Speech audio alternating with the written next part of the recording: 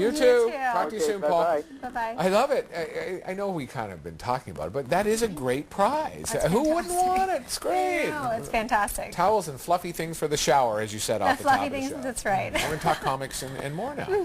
And comics and collectibles from LA Mood, Carol Vandenberg, and welcome to our show, Carol. Thank you. Welcome. You're on Richmond Street, but That's just correct. let everybody know specifically where you are and the website, too. We're at 350 Richmond Street. That's between King and York.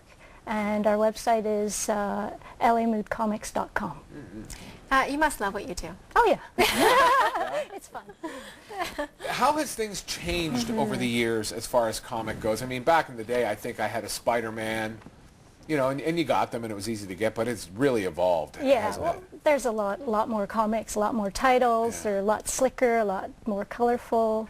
Then there's a lot more related products too. We don't sell just comics. We sell games. We sell the toys, some of the collectibles that go with the comics as well. So. How do you decide what you're going to bring to your store? Because you must just have so many things to choose from. Oh yeah, definitely, lots to choose from. With comics, because they're a periodical, they come out monthly. We have memberships for people who want to collect a certain title every month. So they come in, they have a list of comics. We fill it out. We put them aside for them, and they get a discount. And that really helps us know what to buy because we respond to that. Has the age group changed too over the years? Back in the day, it was just kind of the little kids who had them. Yeah, I think it's gotten a little older. Comics are a little bit more expensive. They're average $3-4 a piece. They're no longer available as easily in the corner store. You have to go to, say, downtown to get a comic book. So, you're not getting the little kids coming in. You're getting, say, the university, high school students for sure. And then as they get older, they continue to come in and buy. But, What have you ever had in all your time one of those comics that they just go, oh, there was a mistake, or oh my goodness, whoever has this, this is the comic book. Have you ever come across one of those, or has somebody bring something in for you? Not really. No, when they make mistakes, they're usually not worth anything. Yeah, no, okay. Well, there was a while ago where they had a swear word in that was supposed to be blacked out, but you could see through it. Oh. So they recalled all those, and some didn't get recalled. But now with eBay, everybody's like puts it on eBay right away or whatever. And on that note, on the opposite end of that, what is the most valuable comic book? Is there one? I know that's probably a massive question. I mean, in Yeah. hockey, it's like the Wayne Gretzky rookie card. Yeah, well, again, Action Comics number 1 would be one of the big sought-after ones, or Amazing Fantasy number 15, the first appearance of Spider-Man. And what would that be worth? Do you know off the top of your head? Well, I think, I don't have the numbers, but I think the Action Comics goes for $100,000 or so, and Amazing Fantasy, I think, are in the tens of thousands of dollars. So, yeah, but they would be sold on auction like Sotheby's and those type of places. You wouldn't find it necessarily in the store. I think that's one of the world's nice charms, that it's a comic book, too, Yeah. right? I know that you're amazed because you just said, get out. I've never heard you say Never that. heard Get Out? That was like a little Elaine from Seinfeld thing there. Get out, yeah.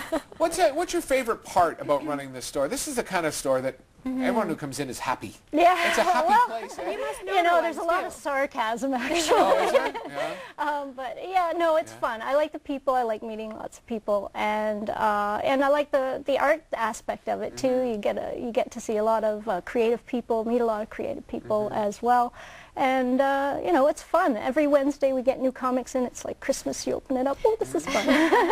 Do you have a favorite comic? I tend to read the more independent stuff. One of my favorites was Bone. It's a comic for kids, but it's a really good series. A lot of kids in the public school system are reading it now, so that's good. Yeah.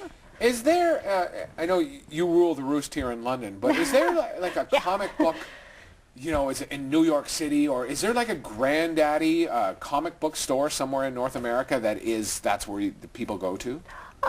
Well, I'm not sure actually in the States what it would be, but I know in Ontario that one of the big stores is Silver Snail in Toronto. Okay. And it's big, 2 stories, they got toys upstairs. It's very big and lots of fun stuff there. And the big thing is the conventions that they have. And every year there's a big convention in San Diego. That's the Comic Con. In fact, like Lost debuted, or some of the comic relating movies will coincide with that convention. Wow, it's really a whole world of its own. Oh, for sure. And, what would you say to someone who's maybe who's thinking, I really want to get into this collecting comics, but don't really know where to start? What do I do? Well, you have to look for what you're interested in. I mean, there's so many different types of comics. If you like superheroes like Batman or Superman, there's lots to find. But if you're not into that superhero thing, it gets a little more tricky, and you kind of have to find out what your interests. To me, you can get autobiographical comics. You can get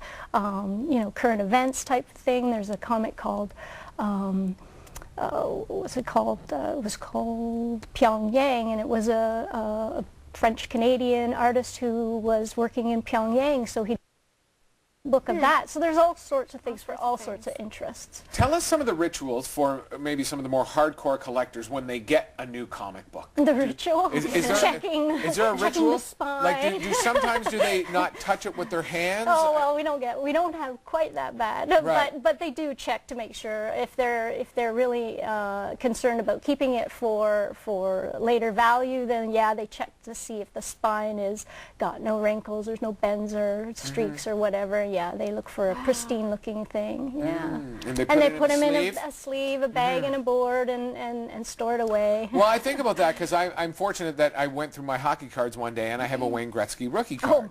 And it's in its sleeve, but it has a little imperfection in the corner, and that just knocked it down to pretty much, not worthless, but yeah, the more pristine it is, the more valuable. Yeah. Potentially.